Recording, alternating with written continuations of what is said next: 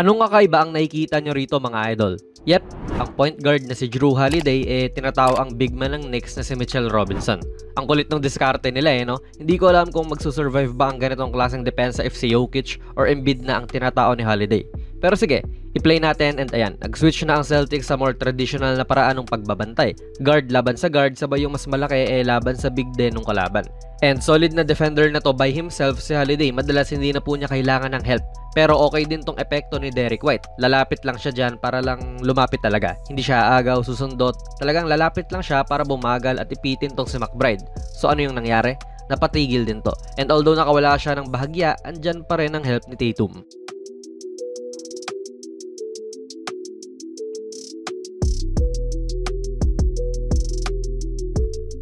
Isang bagay mga idol kung bakit pang malakasan ang depensa ng Boston Celtics dahil switchable silang lahat. Except siguro dito kay Porzingis, pero mamaya may diskarte rin sila sa mga ganyan. And kita natin dito ang sample ng maraming beses na pag-switch ng Celtics. Again, kita nyo pa rin yung sinasadya nilang si Holiday ang tumatao kay Robinson. Siguro alam nila na eventually, magsiswitch lang din naman. And dito na nga po ang unang switch. Si Brown na ang tumatao kay Robinson. And kung titignan nyo sa taas ng inyong screen, may isa na namang switch. Si White na ang tumatapat kay Grimes, palit sila ni Tatum ng bantay. Tapos another switch na naman buhat ng handoff. Si Brown na ang tumatapat kay Grimes. So switch everything talaga sila sa mga oras na ito. Ang nakikita kong butas dito ayun nga, pag mga Giannis or Jokic or kung sino mang premier big na ang katapatan nitong guard, maaaring doon sila malugi. Dito, Mitchell Robinson lang Hindi sa minamaliit natin siya pero alam niyo namang hindi niya kasing kalibre ang mga Jokic or Embiid ng mundo. Pero may diskarte pa rin naman ang Celtics dyan. Si KP pumipesta na sa loob para kung sakaling ibigay kay Robinson, andyan din siya. Actually, nagpalitan nga din sila ng bantay para walang lugi sa matchup. Si Tatum, kaya naman niyang sumabay sa guard So wala, tinanggalan ng Celtics ng next ng kanilang mga options at nauwi lang to sa deep na tres ni DiVincenzo.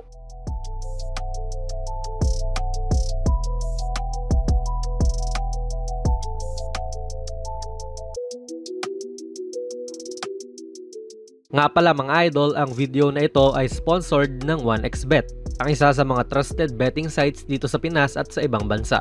Kung gusto nyo mag-register, i-click nyo lang po ang link sa ating pinned comment sa baba at ganun din sa ating description box. I-type nyo na rin ang ating promo code na JonasPB at maaari kang makakuha ng up to 6,000 pesos na bonus sa inyong unang deposit. Maaari kang mag-bet sa mga sporting events like NBA, UFC, Wimbledon at marami pa pong ibang sports. Siguraduhin lang syempre na maging responsable sa inyong pag-bet. Malaki siguro ang tiwala ni Coach Mazzulla sa mga guards nila. Dito si Derrick White naman ang pansamantalang tumatapat sa big man ng Knicks. Well, itong sina White at Holiday rin naman kasi ay mga solid defenders sa kayang magbantay ng maraming positions. At kagamit-gamit din po si Porzingis sa team na ito. Tignan nyo kung paano dinisrupt ni Holiday at White tong driving lane ni DiVincenzo na noong nag-gather na siya, wala na siyang mapuntahan pa kundi sa mga waiting arms ni KP na easily natapek tong pasa niya.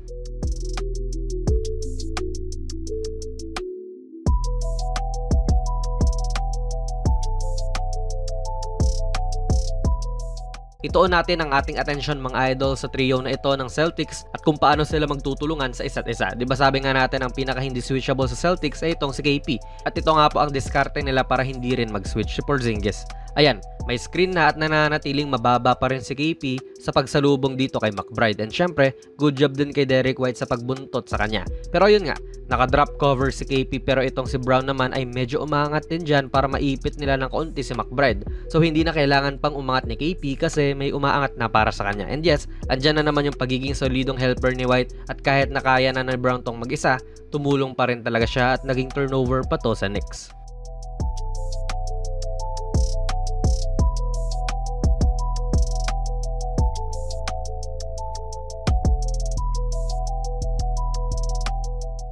Although syempre may mga oras talagang mapapaangat si Porzingis tulad dito na kailangan niyang umangat kasi shooter tong si Fournier. At okay lang naman yan at times kasi nakaka-match up naman ng maayos si Tatum sa center ng kalaban. Although dito hindi nila sinasadya siguro na tila na double team nila si Fournier. Nabasag tuloy ang depensa nila.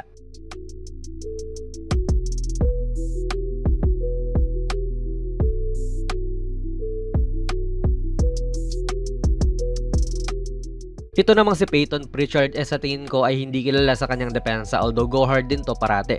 At makikita muli natin ang ginagawa nga ng Celtics na hindi nag-overhelp. parang nambibiso lang. Tignan niyo si Holiday, tulad ni White kanina, lumalapit-lapit lang siya pero pinananatili pa rin niyang nakatutok siya sa kanyang tao. So nasisira din talaga ang diskarte ng ball handler, sabay ganda pa rin ng pagkakatapat ni Pritchard.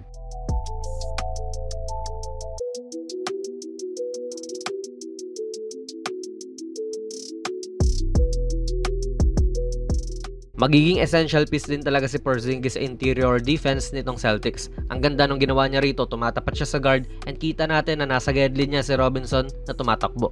Pero with his long arms at with great timing, natapal muli niya yung pasa na naman.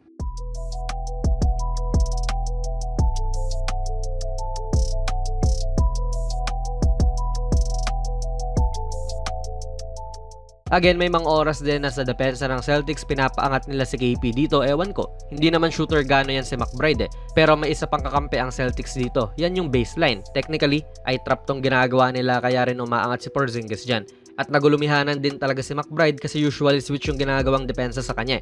Ang tanging butas mo talaga ay malilibre tong big na iniwan ni KP, in which nag-rotate naman dyan si Horford. At pinakita niya rito ang importansya ng active hands. Kahit na hindi athletic to si Horford kumpara mo kay Sims, enough naman na yung haba niya para ma-check yung pasa.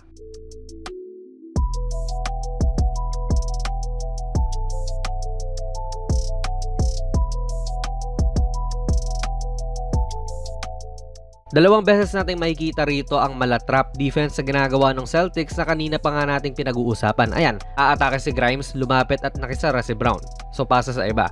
And ganun pa rin, umatake at humarang si Brown. Good defense din mula kay Brown sa pag-recover sa kanyang tao. And tignan nyo tong si Holiday dito at kung gaano siya kasipag. Andyan din siya ready to help or trap kahit na tinitira na to ni Grimes. Sabay si DiVincenzo malapit na rito sa painted area. Pero noong bumagsak ang bola, naunahan niya pa rin si DiVincenzo kahit nagaling siya sa may tres.